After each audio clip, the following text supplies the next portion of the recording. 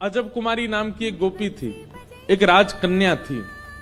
उसने जब ठाकुर जी को देखा तो ठाकुर जी को देख करके उसका बहुत मन आ गया ठाकुर जी पे।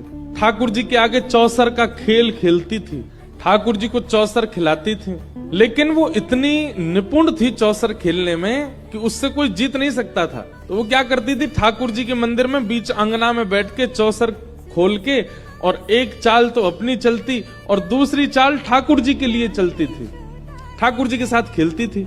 उससे कोई जीत नहीं सकता था, लेकिन वो इतनी निपुण थी कि जैसे ही ठाकुर जी हारने वाले होते थे तो अंतिम चाल ऐसी चलती कि ठाकुर जी जीत जाते थे, वो हार जाती थी। लेकिन अजब कुमारी की इच्छा थी कि वो राजस्थान की रहने वाली है, उसके माता पिता इतना उसको, उसके पिताजी राजा हैं, वो उसको इतना जाने नहीं देते बार बार गोवर्धन। तो ठाकुर जी से प्रार्थना करती थी कि आप मेरे यहाँ चलो, लेकिन ठाकुर जी कैसे जाएं?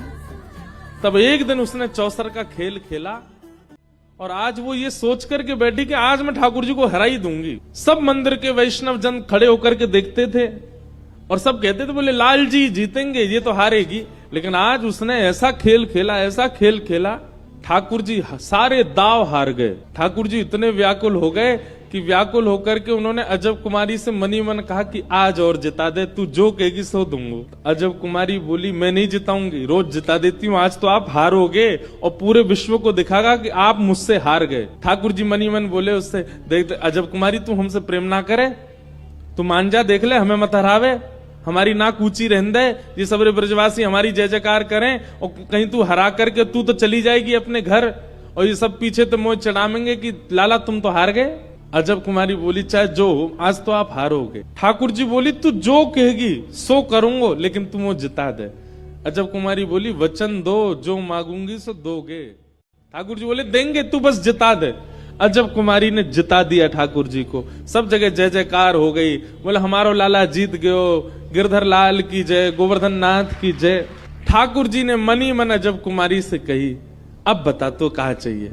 अजब कुमारी बोली, मेरे साथ अब राजस्थान चलो, वहीं विराजो, मेरे लिए विराजो। ठाकुर जी स्तब्ध हो गए, बोले मैं अपने प्राण से प्यारे ब्रज को छोड़ के कैसे जाऊं, इसी कलिकाल की घटना है। अजब कुमारी बोली, मोए ना पतो, आपने मुंह को वचन दियो है, अब चलो। अजब कुमारी के लिए हमारे श्री गोवर्धन नाथ, जो कि श्री गिरिराज जी में प्रकट हुए, वे नाथ द्वारा विराज गए, मेवाड़ चले गए और वहीं विराजमान